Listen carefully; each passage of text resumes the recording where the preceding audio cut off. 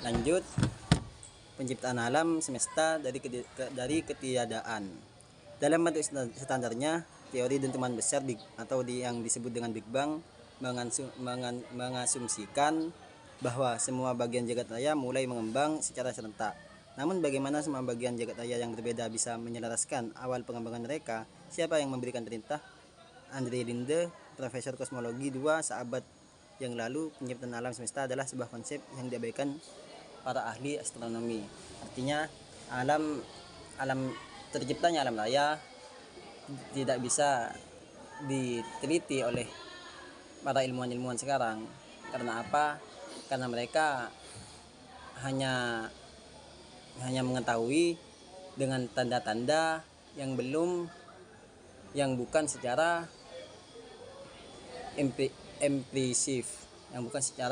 empirik. Alasannya adalah penerimaan umum atas gagasan bahwa alam semesta telah ada sejak waktu tak terbatas. Dalam mengkaji alam semesta, ilmuwan beranggapan bahwa jagat raya hanyalah akumulasi materi dan tidak mempunyai awal. Tidak ada momen penciptaan, yakni momen ketika alam semesta dan segala isinya muncul. Mereka menyebutkan demikian karena mereka waktu penciptaan alam itu tidak ada. Makanya mereka mengasumsikan bahwa tidak ada momen penciptaan alam semesta. Sekarang proses terbentuknya alam semesta dan penghuninya. Alam semesta menurut orang Babilonia merupakan suatu ruangan atau selungkup dengan bumi yang datar sebagai lantainya dan langit beserta bintang sebagai atapnya. Jadi menurut orang Babilonia, alam itu datar, bukan bulat, dengan artian awan sebagai atapnya dan bumi sebagai lantainya. Jadi alam semesta atau jagat raya adalah suatu ruangan yang maha besar yang di dalamnya terdapat kehidupan yang biotik dan abiotik, serta di dalamnya terjadi segala peristiwa alam baik yang dapat diungkapkan manusia maupun yang tidak. Apabila kita hendak mempelajari makrokosmos, sebaliknya apabila mempelajari permasalahan kecil, berarti kita mempelajari mikrokosmos. Lanjut ke versi Al-Quran. Konsep penciptaan alam versi Islam. Al-Quran sebagai sumber ajaran inti agama Islam diturunkan untuk menjelaskan kepada manusia hal-hal yang tidak bisa dimengerti oleh akal mereka secara mandiri, seperti esensi iman, ritual-ritual ibadah, serta landasan-landasan etis dan hukum yang berguna untuk mengatur interaksi sosial di antar sesama manusia.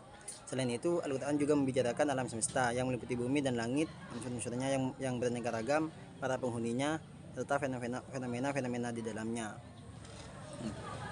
Sekarang pembahasan versi Islam, yang mana orang-orang Islam mengambil referensi dari Al-Quran sebagai kitab sucinya. Perlu diketahui bahwa ketika Al-Quran membicarakan tentang alam semesta, Al-Quran tidak membahas secara detail.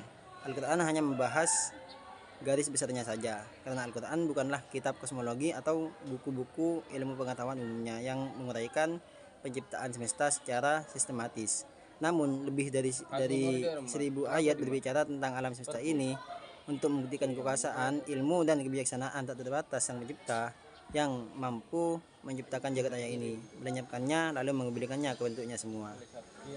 Artinya Al-Quran memang tidak membahas secara detail, tapi lebih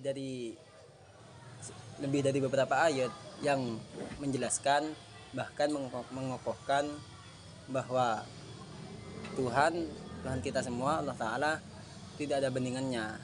Contohnya dengan adanya alam semesta ini bisa berbentuk gini, bisa ada kejadian kayak gini, itu tidak ada bandingannya, dan itu yang dinamakan dengan takdir. Artinya dunia ini ada, alam ini ada, bukan semata-mata langsung ada. Itu pasti ada yang menciptakan.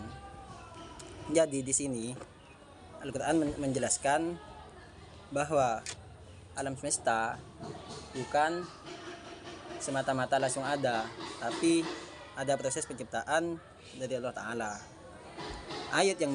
Salah satu ayat yang menjelaskan bahwa alam semesta itu dijadikan oleh Allah Ta'ala, yaitu surat Al-Baqarah ayat 2 yang berbunyi badi'us samawati wal ardi wa idza qada amran fa innama yaqulu lahu kun fayakun, yang artinya Allah pencipta langit dan bumi, dan bila dia berkehendak untuk menciptakan sesuatu maka cukuplah dia hanya mengatakan kepadanya jadilah, lalu jadilah ia.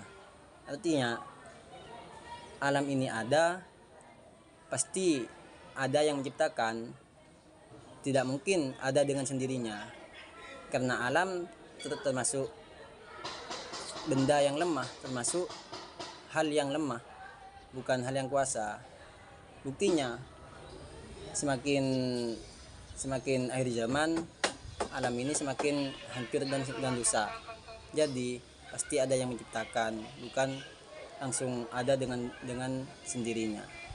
Cukup demikian presentasi dari saya.